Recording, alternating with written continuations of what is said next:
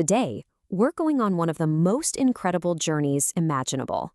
Not to some distant star, but into the space between our own ears. A project between Harvard and Google has just given us a map of the human brain like we've never seen before, and it really makes you wonder. It's a wild thought, right? We've got these unbelievable telescopes that can see to the edge of the universe. But the thing sitting right inside our own skull is still, in many ways, a complete mystery. And the reason for that all comes down to scale. The real action in the brain, the stuff that makes us, happens at a level so tiny it's almost impossible to see. Sure, we've all seen brain scans like MRIs, and they are amazing. They show us which big neighborhoods of the brain light up when we're happy or solving a puzzle. But what they can't do is show us the actual streets and houses. They can't see the individual wires, the synapses, where all the information is actually passed along. And that's where the code of consciousness is written. To actually read that code, you have to zoom in. Way in. We're talking nanoscale. We need a map that shows every last wire and every single connection. And for that, you need a totally different kind of tool, an electron microscope, which lets us see things that are smaller than a wavelength of light. And that brings us to the H01 project. This was this massive effort to finally create that map. A team from Harvard and Google got their hands on a tiny piece of human brain tissue from the temporal cortex, and they set out to map every single thing inside of it. And when I say tiny, you won't believe how small it was. The whole sample was just 1 cubic millimeter. That is about the size of a single grain of sand. Now, it came from a patient who was having surgery for epilepsy, which is an important detail, but pathologists confirmed the tissue itself was structurally normal, which means this is the clearest, most detailed look we have ever had at our own wiring. Okay, so what's inside that grain of sand? Well, for starters, the team found over 57,000 individual cells. You've got your neurons, your glial support cells, blood vessels, the whole shebang. It's like a whole city packed into this microscopic space. Just let that sink in for a second. But here's the number that just blows my mind. The synapses, the connections.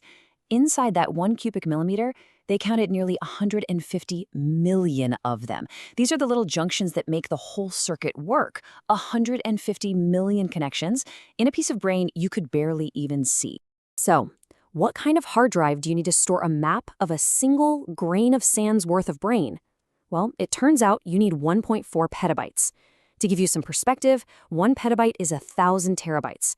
This data set 150 years, all for that one tiny speck of tissue. So the big question is, how on earth did they do it? Creating this digital universe from a grain of sand was an unbelievable challenge. It took a mix of super precise biology, powerful microscopes, and just a massive amount of computing power. It was like trying to solve a puzzle with trillions of microscopic pieces. Here's the basic idea of how they pulled off this incredible feat. First, they took that tiny sample and sliced it into more than 5,000 slivers, each one thinner than a wavelength of light. Then a custom microscope took pictures of every single slice, creating millions of little image tiles.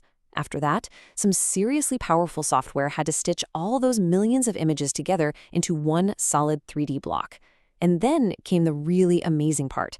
They unleashed AI algorithms to trace every single cell through that entire digital maze. And this slide just shows you how tricky that alignment step was. See the images on the left? That's the raw data. It's all shaky and misaligned, like a messy stack of photos. But on the right, after the software works its magic, you get this perfectly smooth, continuous block of tissue. Now just imagine doing that for 196 million pictures to build that final 1.4 petabyte model. It's just incredible. Now this is where the AI becomes the hero of the story.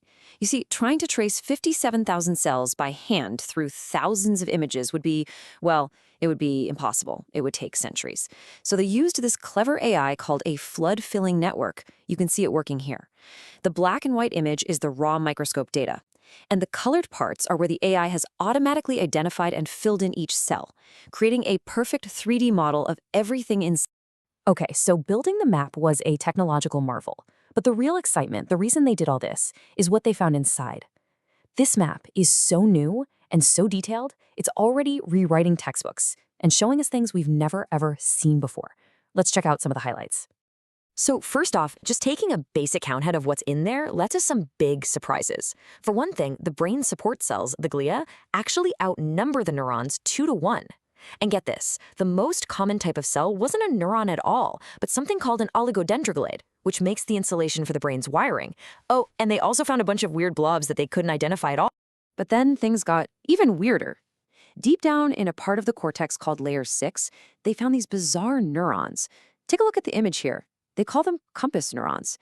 See how they each have one really big branch that points in one of 2 opposite directions? They form these perfectly mirrored groups. What are they for? Right now, nobody has a clue. This quote is pulled straight from the scientific paper, and it hints at what might be the most profound discovery of all.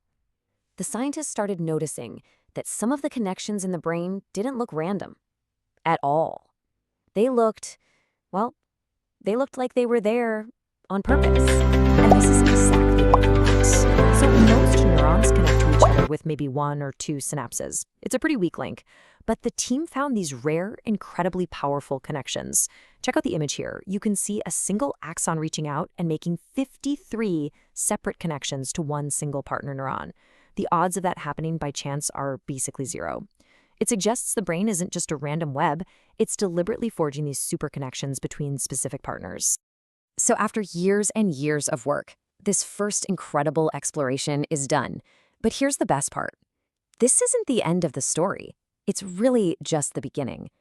Because the team behind this map didn't just publish their findings and call it a day. They did something much, much bigger. They've made the entire thing, all 1.4 petabytes of it, totally free and available for anyone in the world to explore online.